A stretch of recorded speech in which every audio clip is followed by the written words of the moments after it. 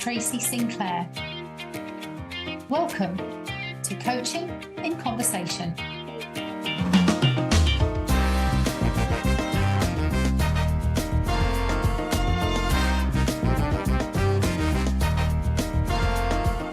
Coaching in Conversation is a chance to discuss and explore not just how we can keep developing and maturing as coach practitioners, but also to consider how coaching is evolving and its future potential and place as a powerful vehicle for human development in today's and tomorrow's world.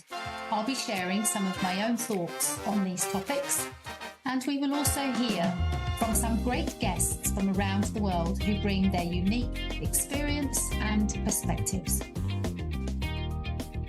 Hi everyone, it's Tracy Sinclair here with another episode of Coaching in Conversation. This time I am with Benita Stafford-Smith, who is a Master Certified Coach with the ICF and is also a coaching supervisor, a certified systemic team coach, and a certified culture coach.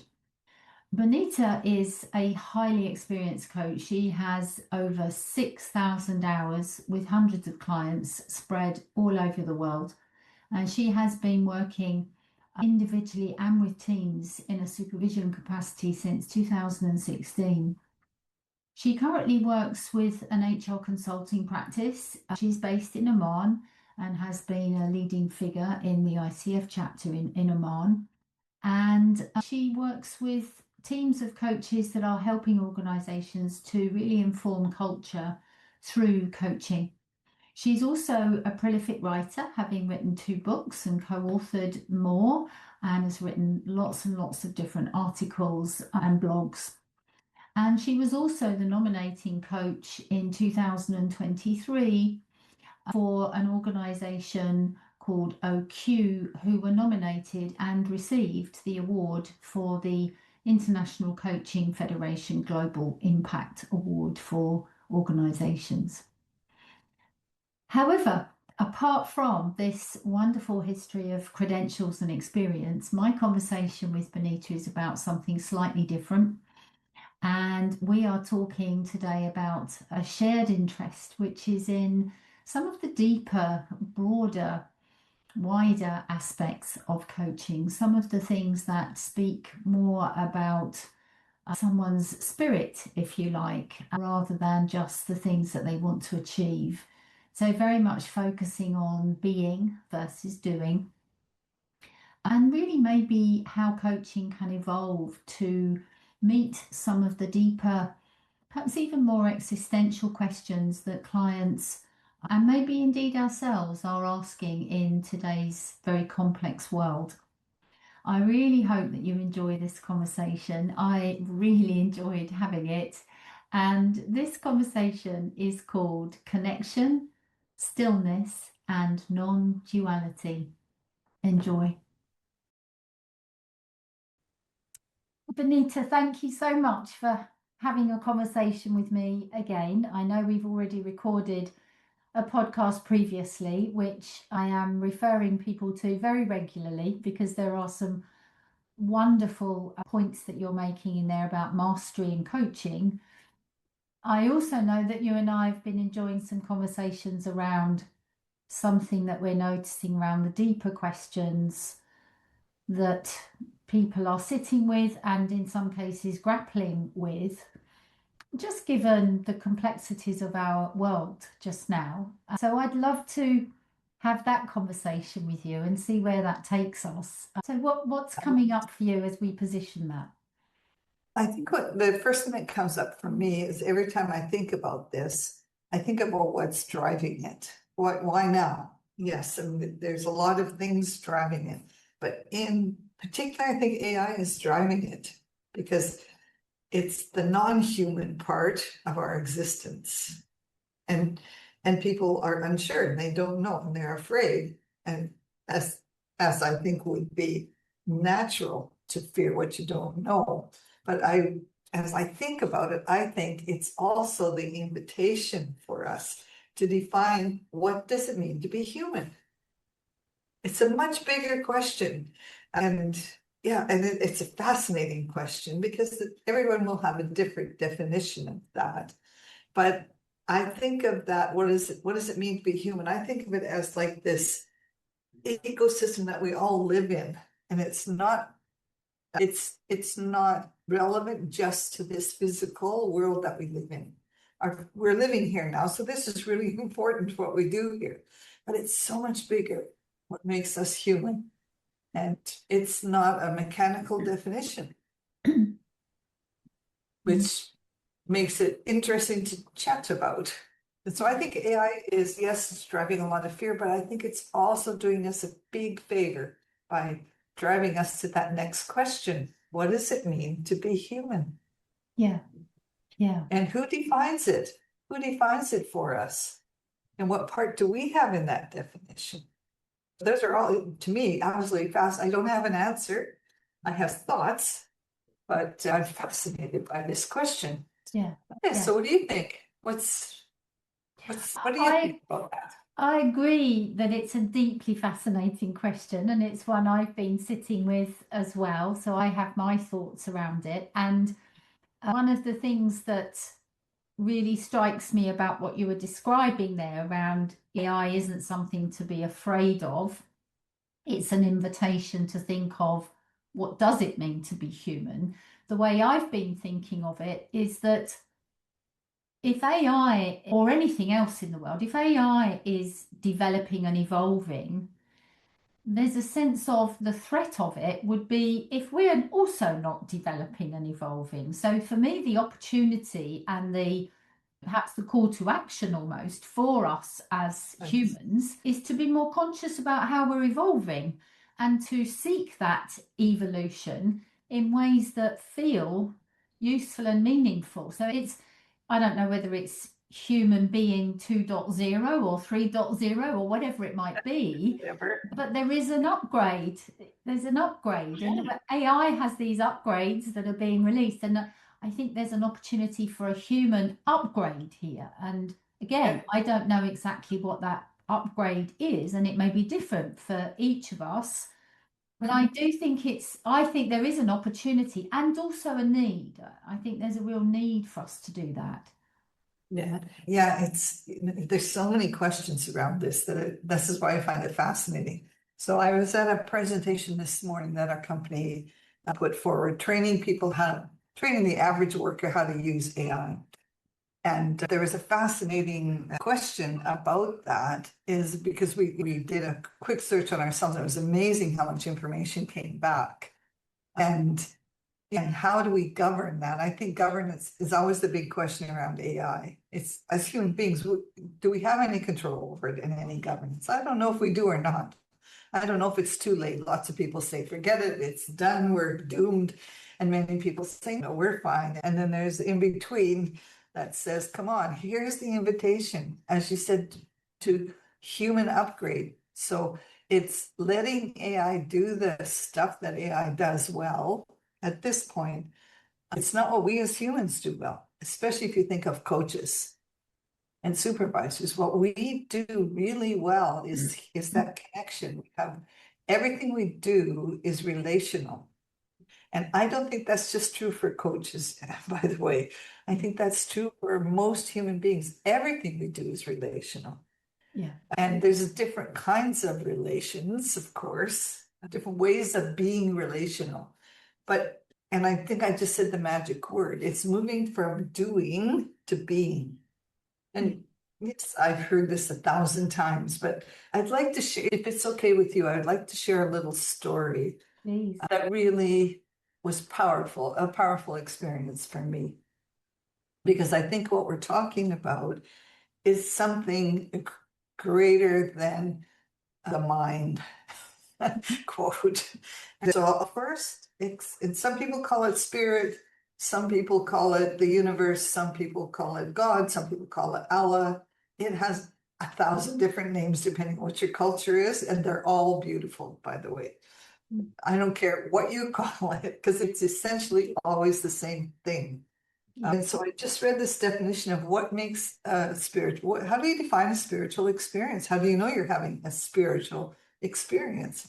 And the 4 things that came back was there's a connection, it's non-dual, there's an expansion, it's non-local, and it's timeless.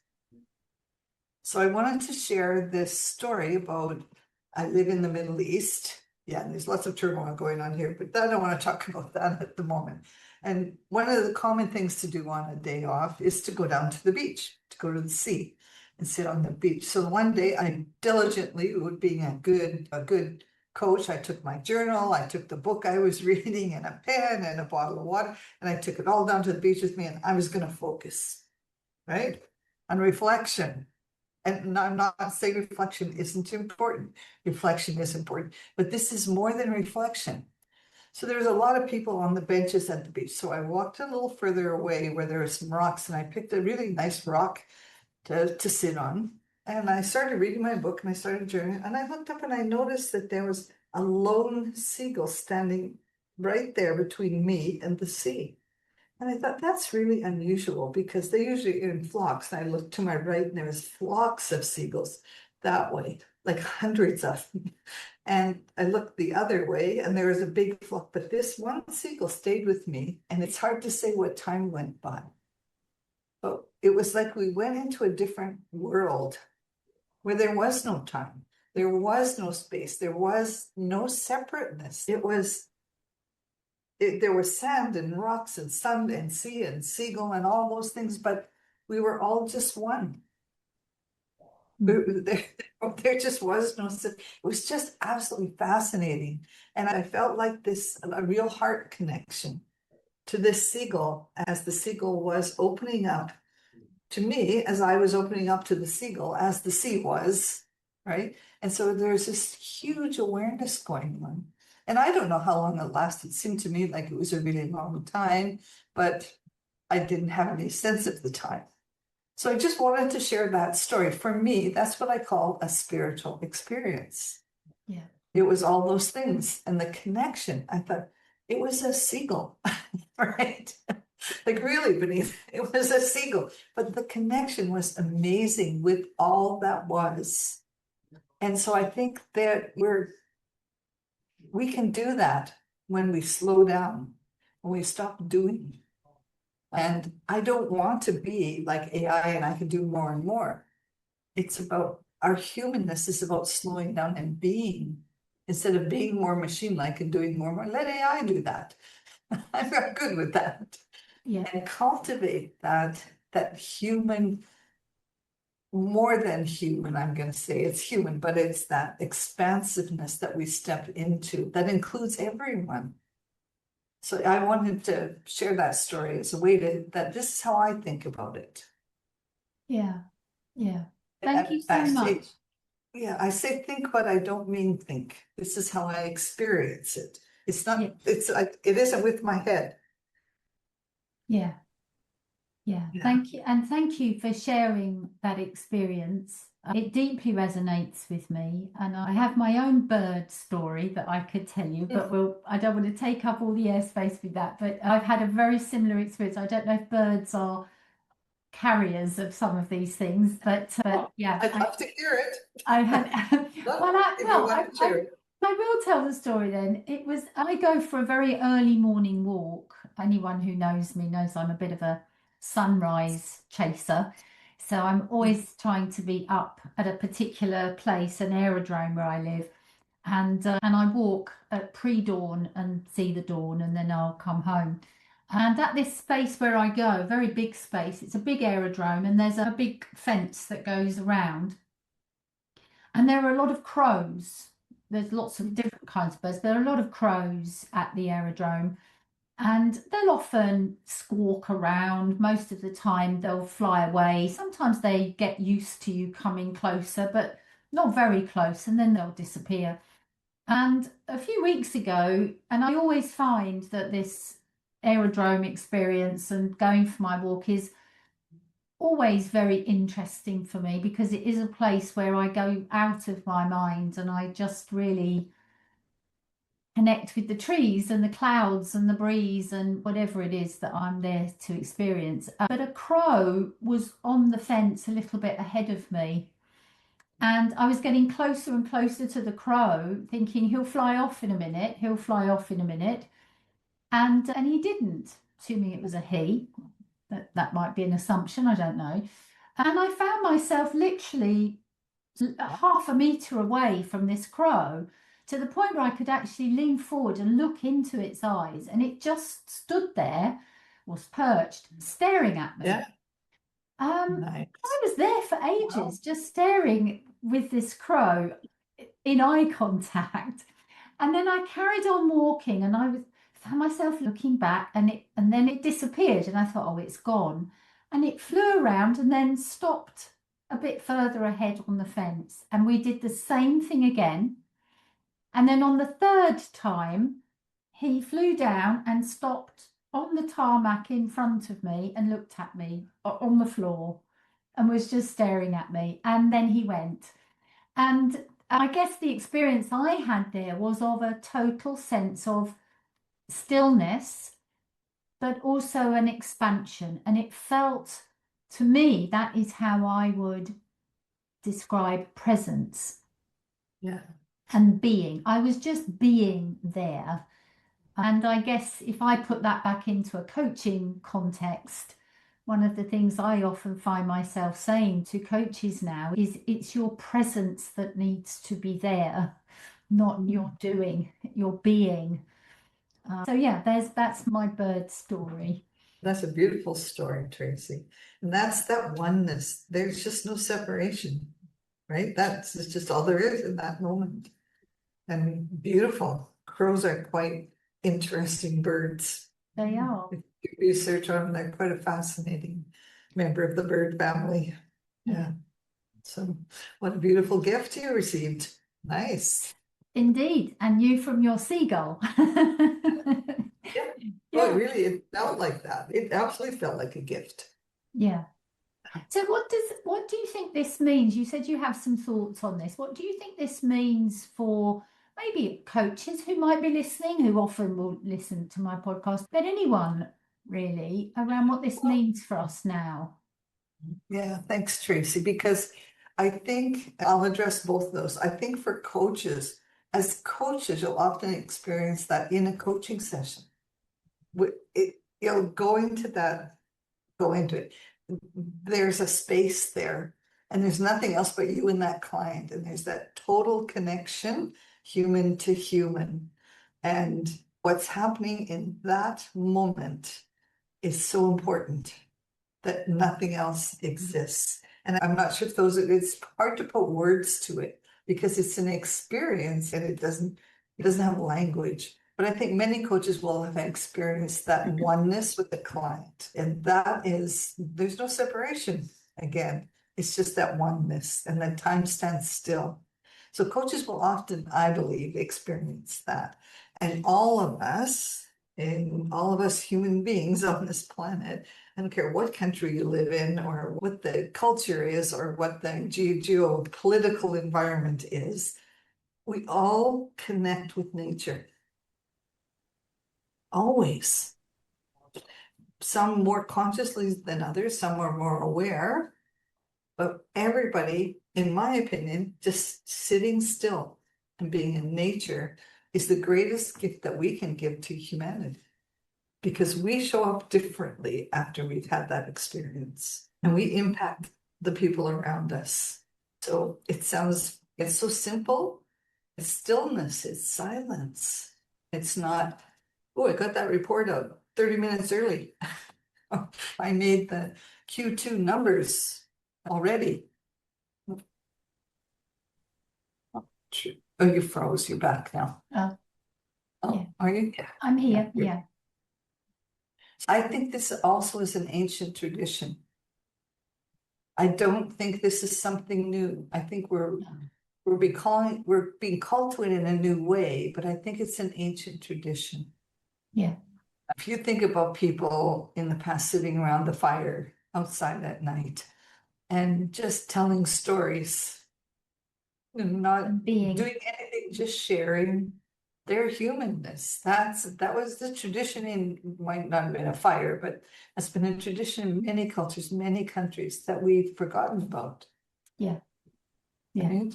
And now how do we bring that forward again, but not, perhaps we can't make fires and sit by the sea.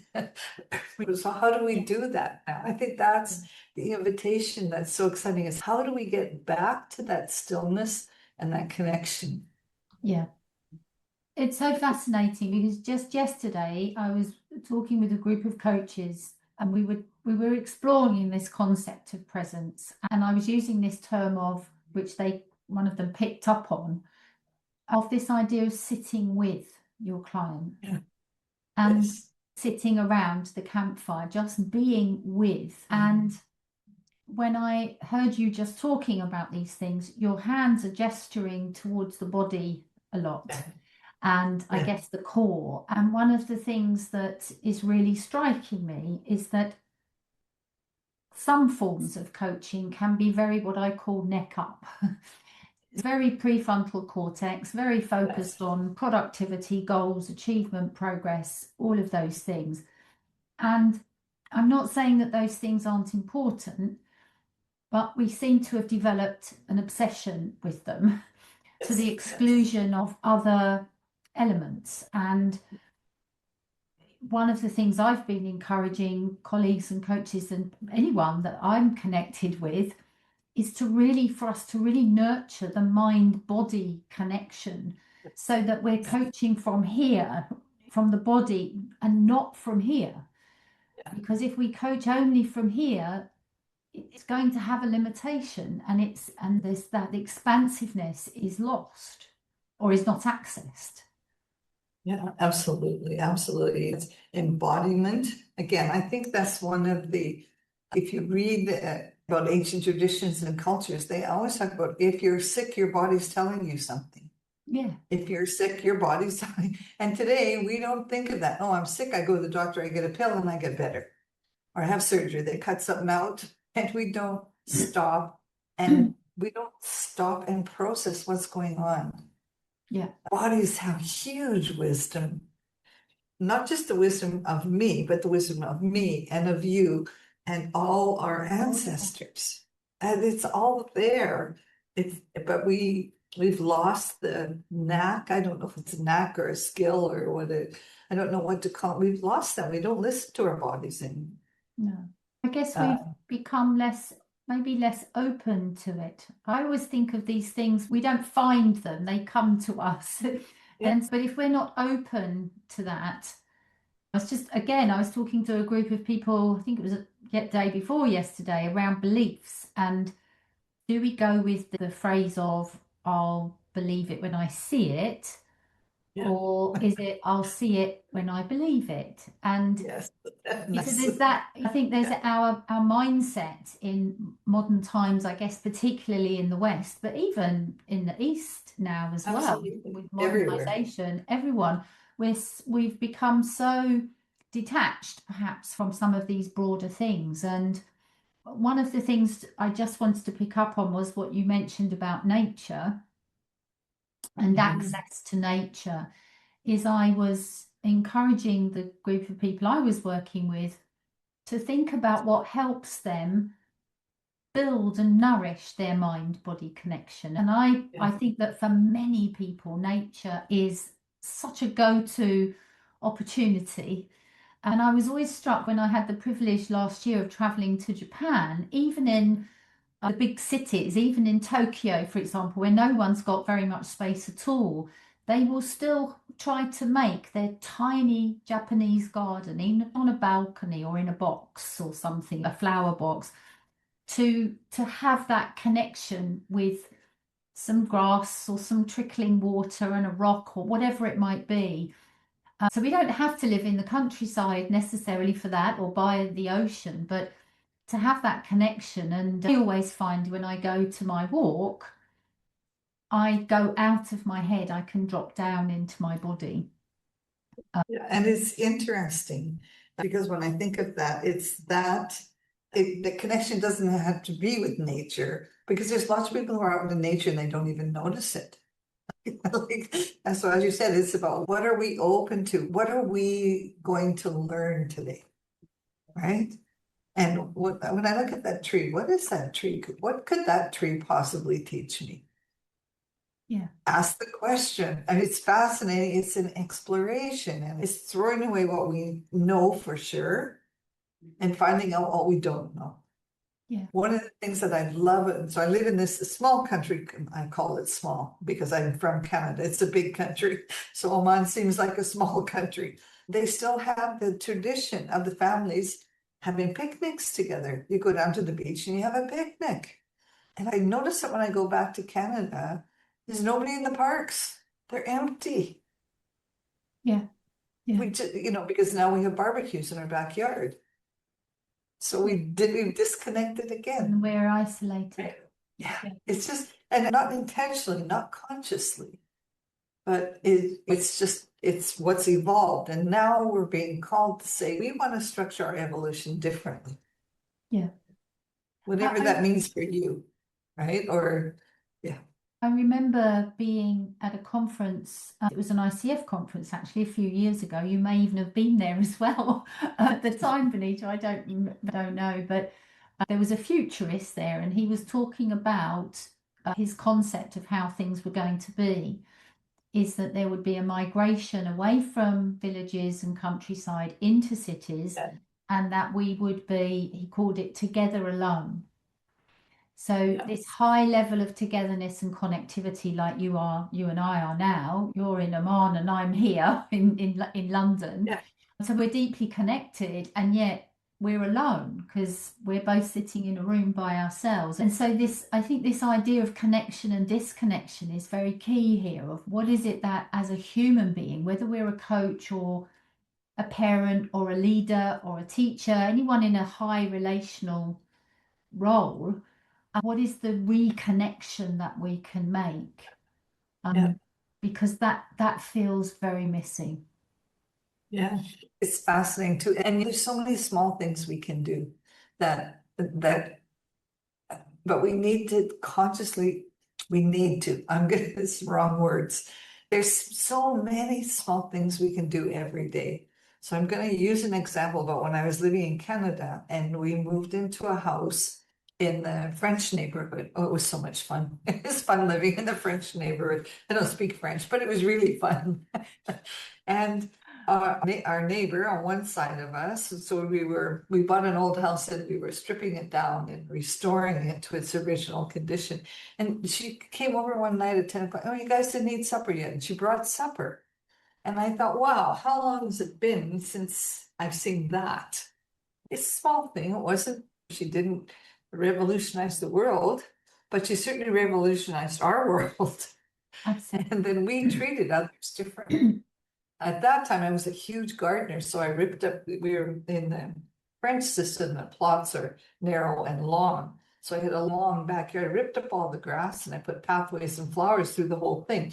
And then the neighbors would come and say, can we come look at your garden? I'm saying, of course, you can come anytime. I don't care if we're here or not here. Bring your friends, bring your neighbors, come look at the garden.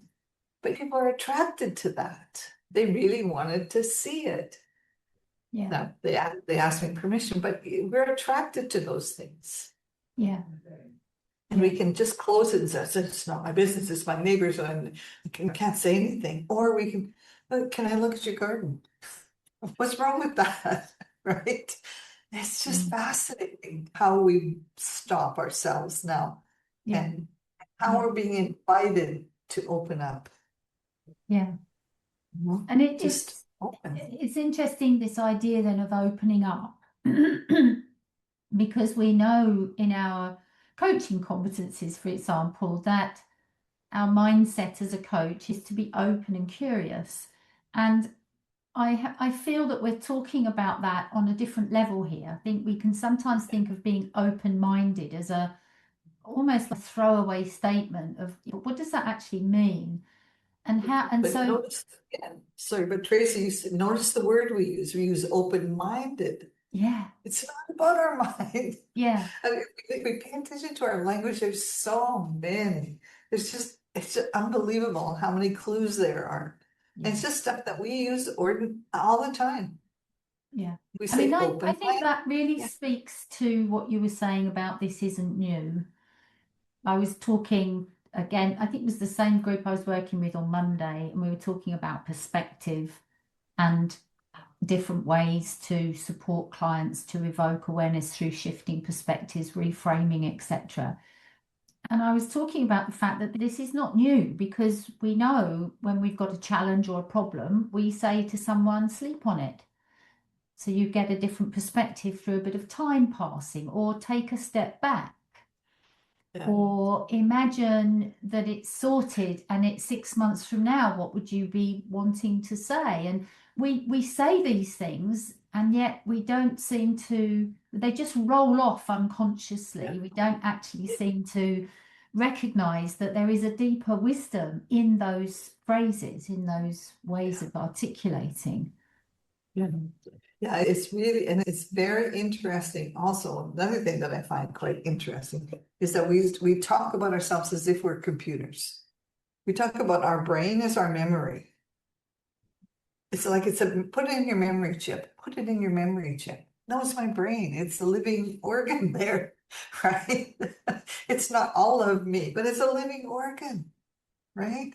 But we don't talk about being heart-centered is also, oh, your heart. It's almost a negative Mm, sometimes. mm, And why? But like we all have hearts. That's another organ we have, right?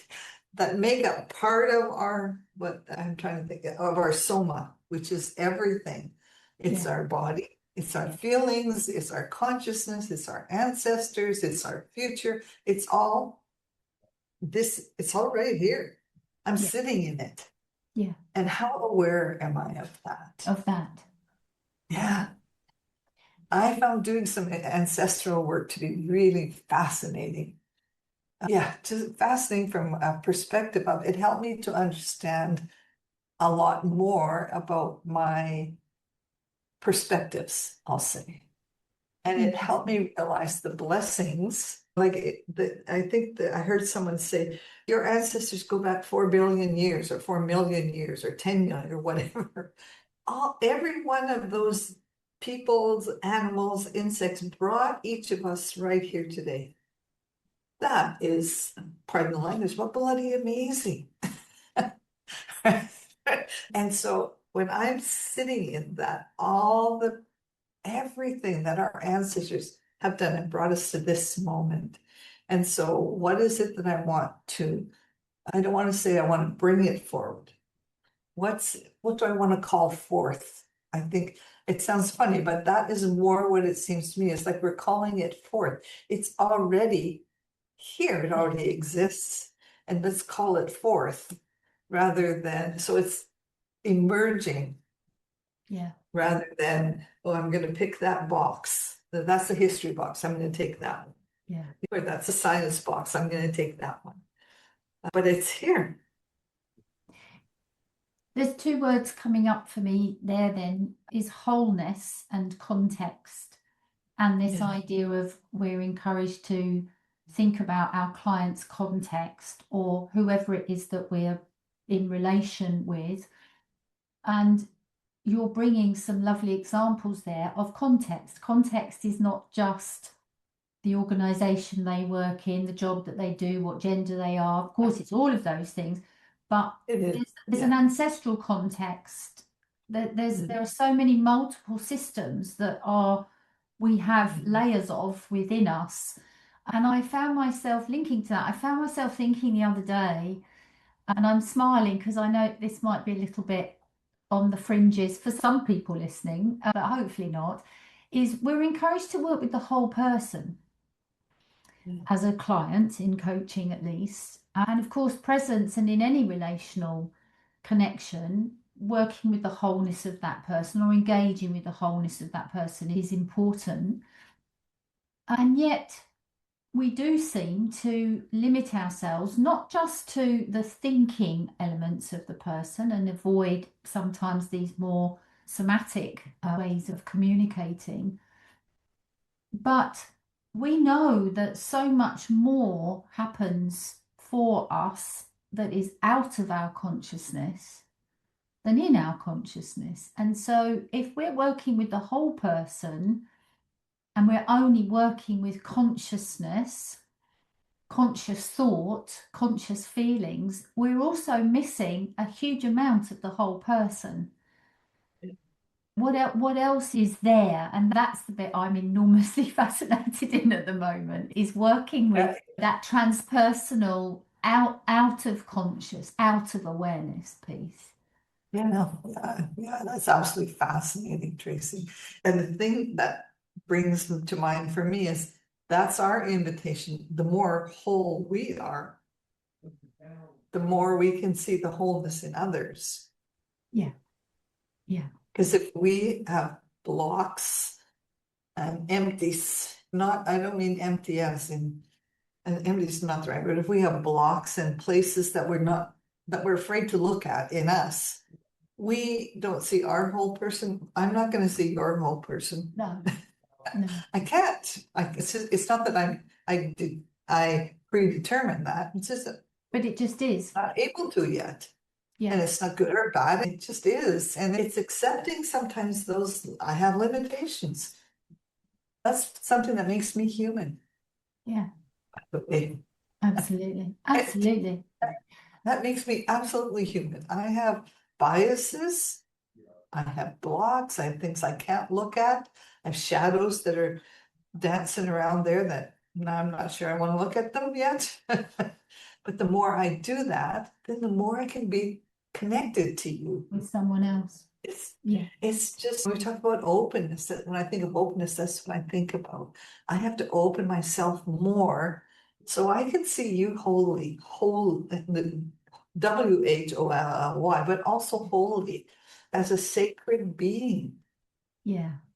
It's not, and I don't want to bring in religion, but sacred means something we really respect. And what happens if we start seeing each other as a sacred being? Yeah. And sometimes that's really challenging in our world today. When we're talking about our coaching clients, it's easier usually. But then when I go out into the geopolitics of the world, it might not be so easy to do. Yeah. But what changes do we do? Yeah. It's interesting you use the word respect, because and that's probably a whole nother podcast conversation, but there's something that I've often found when I look at things like core competencies, beyond the behavioral guidance they give us, I think if we look for it, embedded in them is a set of values around how we are with ourselves and each other. And respect is always one that comes up for me, that there's something about being respectful of yourself and nourishing and nurturing yourself, but also being respectful of that person that you're working with and of their systems, their context. Yeah. So there's so much in there, isn't there? And that piece I wanted to just capture as well, Benita, that you were saying about, I think it's this idea of first look within, is if we aren't continuing to grow ourselves, and we won't be perfect because that's our lifelong pursuit on this earth, isn't it? But if we aren't growing as human beings, how can we support someone else in their growth? Because we can only go as far as we go. So back to this question of the human coach and humanity is work on ourselves before just focusing on what can I do for you as my client. What is it that I need to work on so that I'm a stronger instrument or a refined instrument of my work and not just applying a skill? Yeah. And I think this is what you're speaking of is also the evolution of coaching. And one of the things I absolutely love about coaching, and I'll say supervision also, is that we are continuous learners. We don't, most people I know, not everyone, who are coaches or supervisors are really curious about everything. And I need to find it, and it's, which one am I going to do? And then something, you become aware of something, and it's, oh, boom, that's what I need to learn next. But it's because I become aware of it. It's been there the whole time, by the way. But that's our humanist. I'm aware of it now. Yeah. That's what I need to learn. That's my expansion. Yeah. And it's that evolution and that awareness, which I don't think is as of yet covered in the core competencies. The core competencies are beautiful, but we don't talk about that. There's another layer to this. Yeah, it's another layer. And look where the competencies have come from, where they started to Absolutely. now. So everything is beautiful in that it's evolving. Yeah. It's simple as that. And even, I know it sounds horrible to say, but even when I see some of the things going on in the Middle East here, as far as the regional conflict is concerned, and I think it's how people get so obsessed with wasting their time on something they have no control over. But I'm totally obsessed. I don't stop and look around and notice the beautiful nature. I mean, no, I got to get on the social media and find out who said what to who, when, why, and what are they going to say next? I'm going to guess what they're going to say next. And we start spinning and spinning. Very addictive. Stop it. That's where the word stop comes in for me. It's that stop and the stillness. I'm not saying it's wrong to follow social media. That's not what I'm saying. But it can be a great distraction. We can waste lots of hours with it, right? Yeah. Especially the geopolitical situation in the world these days. Yeah. But it's funny and interesting when you look back in history, that stuff's always been around. It's not new to us. Again, it's ancient. Yeah. It's ancient. It's classic drama triangle in a way. Yes, and don't we love a absolutely. drama? And so we can get so easily caught in it. It's very seductive. So there is something about stepping out of that and coming back to that greater sense of stillness. And it is coming back. Notice you said it's coming back. It's yeah. And so it's fascinating how many distractions there are in the world that we can follow if we wish. And again, they're not right or wrong. If you need to do that for a while, go ahead. I respect that. Yeah. That's what the respect is. I respect absolutely whatever it is you find it necessary to do right now. I respect it.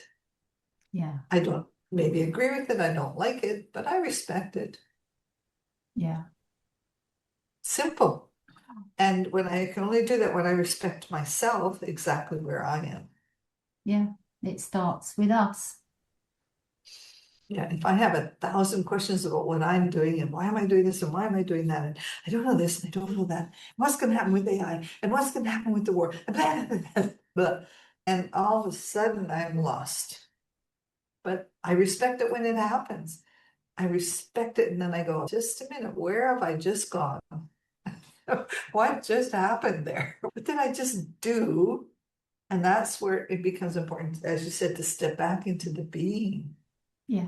Because it's usually the doing cycle that gets frantic for me anyways.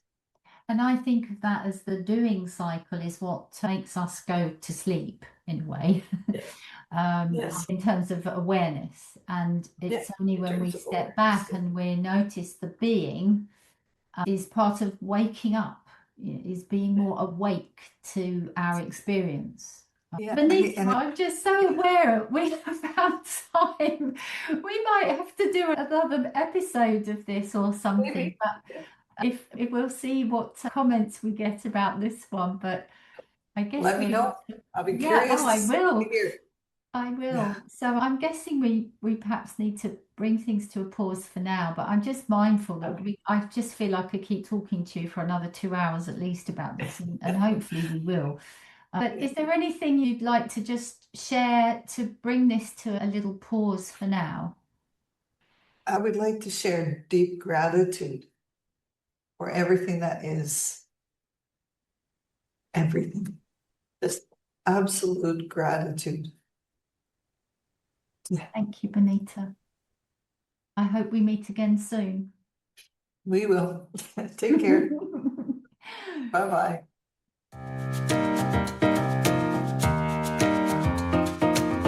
You have been listening to Coaching in Conversation by Tracy Sinclair, a podcast aimed at exploring how coaching is a vehicle for human development in today's and tomorrow's world.